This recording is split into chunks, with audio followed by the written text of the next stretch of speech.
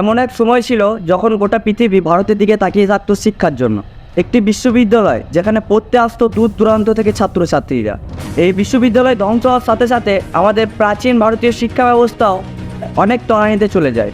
কেন এমন হলো জানতে হলো পুরো ভিডিওটা দেখো।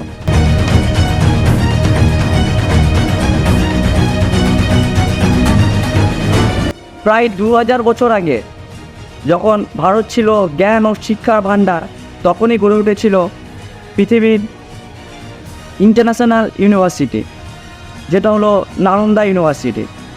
এই বিশ্ববিদ্যালয় এতটাই বিখ্যাত ছিল যে পৃথিবীর বিভিন্ন প্রান্ত থেকে ছাত্রছাত্রীরা ছুটে আসতো এই বিশ্ববিদ্যালয়ে।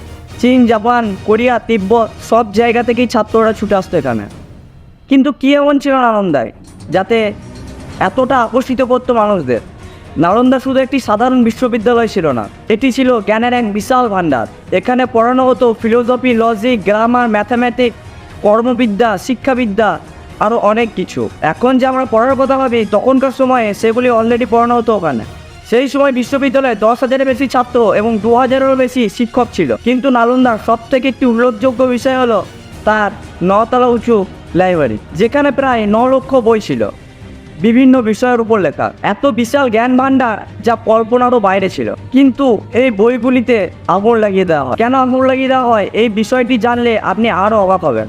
যখন নালন্দা ছিল জ্ঞান ও শিক্ষার কেন্দ্রবিন্দু, তখনই ঘটে এক ভয়াবহ আক্রমণ। বখতিয়ার খলজি একজন ছিলেন তুখোর আক্রমণকারী। তিনি হঠাৎই একদিন আক্রমণ করে বসেন এই শান্তিপূর্ণ বিশ্ববিদ্যালয়ে। কিন্তু কেন তিনি এত সুন্দর সুবিশাল শিক্ষাকে ধ্বংস করে দিলেন? এর পিছনে লুকিয়ে আছে এক অদ্ভুত গল্প। খলজি এক সময় এক বিরল অসুখে ভুগেন। তখন তার হাকিমরাও তাকে সুস্থ করতে পারছিল না। বিভিন্ন ওষুধ খাওয়ার পরও সে ঠিক হচ্ছিল না। তখন তাকে কেউ পরামর্শ দেয় নালন্দা বিশ্ববিদ্যালয়ের আয়ুর্বেদিক ডিপার্টমেন্টের আচার্যর সাথে দেখা করতে। কিন্তু বখতিয়ার খলজি কোনো হিন্দুর কাছে চিকিৎসা নিতে রাজি ছিল না। পরে শরীর আরও খারাপ হওয়াতে তিনি রাজি হন আচার্যর কাছ থেকে চিকিৎসা নিতে। কিন্তু খলজি আচার্যকে একটি চ্যালেঞ্জ করেন, কোনো রকম ওষুধ খাওয়া ছাড়াই তাকে ঠিক করে দিতে হবে। আচার্য সেই চ্যালেঞ্জে অ্যাকসেপ্ট করেন এবং তাকে একটি কোরআন দেন পড়ার জন্য। এটি প্রতিদিন পড়তে বলেন তাকে। খলজি সেই কোরআন প্রতিদিন পড়তে থাকে এবং সে সুস্থ হয়ে যায় ধীরে ধীরে। কিছুদিনের মধ্যেই সম্পূর্ণ সুস্থ হওয়ার পরে খলজি অবাক হয়ে যায় এবং আচার্যকে তিনি জিজ্ঞাসা করেন যে এটি কীভাবে সম্ভব হলো। আচার্য তাকে জানান, আমি কোরআনের পাতায় এক বিশেষ ওষুধ দিয়েছিলাম, যেটা তুমি কোরআন পড়ার সময় তোমার নাকের মাধ্যমে তোমার শরীরে গিয়েছিল। এই কথা শুনে প্রচণ্ড রেগে যান খলজি। তার মনে হতে থাকে আমাদের হাকিমদের যেখানে এত জ্ঞান নেই, সেখানে অন্যদের জ্ঞান থাকা কিভাবে সম্ভব?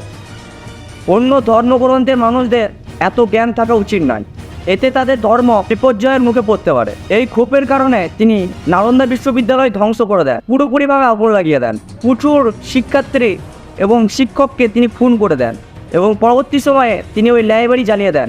খলজির আক্রোশের কারণে 1193 খ্রিস্টাব্দে সম্পূর্ণভাবে ধ্বংস হয়ে যায় নালন্দা বিশ্ববিদ্যালয়। সেই 9 তলা লাইব্রেরির বইগুলি 3 মাস ধরে চলতে থাকে। এই আক্রমণের মধ্যে দিয়েই নালন্দা পুরোপুরিভাবে হারিয়ে গেল, আর সেই সঙ্গে হারিয়ে গেল আমাদের প্রাচীন ভারতীয় শিক্ষা ব্যবস্থার এক বিশাল অধ্যায়।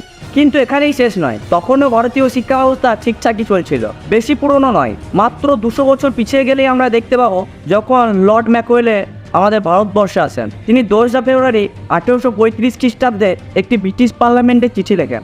সেই চিঠিতে লেখেন যে আমি ভারতবর্ষের পূর্ব পশ্চিম উত্তর দক্ষিণ সব ঘুরে দেখেছি, কিন্তু একটি ভিখারি এবং চোর আমি দেখিনি এই ভারতবর্ষে। এখানে এত সম্পদ, সুখ ও উচ্চ নৈতিক মানুষ যা আমি অন্য কোনো রাজ্যে দেখিনি বা অন্য কোনো দেশে দেখিনি। আমরা এই দেশকে জয় করতে পারবো না যতদিন না আমরা তাদের শিক্ষা ব্যবস্থা এবং তাদের সংস্কৃতিকে ধ্বংস করতে পারছি। পরবর্তী সময়ে তারা যেটা চেয়েছিল সেটাই ঘটে। ভারতীয় প্রাচীন শিক্ষা ব্যবস্থাকে পুরোপুরিভাবে ধ্বংস করে ফেলে তারা। সেই সময় ভারতবর্ষে 7,32,000 স্কুল ছিল, কিন্তু ব্রিটেনে মাত্র 240টি স্কুল ছিল। যেখানে শিক্ষা ছিল আমাদের শক্তি, সেই শক্তিকেই ধ্বংস করে দেয় বিভিন্ন আক্রমণ। আজ আমাদের ভারতবর্ষ অনেক বছর হয়ে গেল স্বাধীনতা পেয়েছে, আমরা সেই প্রাচীন শিক্ষা ব্যবস্থাকে পুনর্জীবিত করতে পারিনি। আমরা সেই ইংরেজদের এডুকেশন সিস্টেমকে ফলো করে আসছি। এখন প্রশ্ন হচ্ছে আমরা কীভাবে আমাদের ঐতিহ্যকে ফিরিয়ে আনতে পারি। আসুন আমরা সেই প্রশ্নের উত্তর খুঁজতে শুরু করি। আমাদের অতীতের শিক্ষা থেকে শিখতে হবে, কারণ বর্তমান আমাদের হাতে। এটি একটি ভিডিও নয়, এটি একটি আহ্বান বার্তা, এটি একটি প্রেরণা আমাদের ঐতিহ্যকে সম্মান করা, ভবিষ্যৎ প্রজন্মের জন্য সত্যিকারের শিক্ষার সন্ধানে বেরিয়ে পড়া। ধন্যবাদ আমাদের সাথে থাকার জন্য।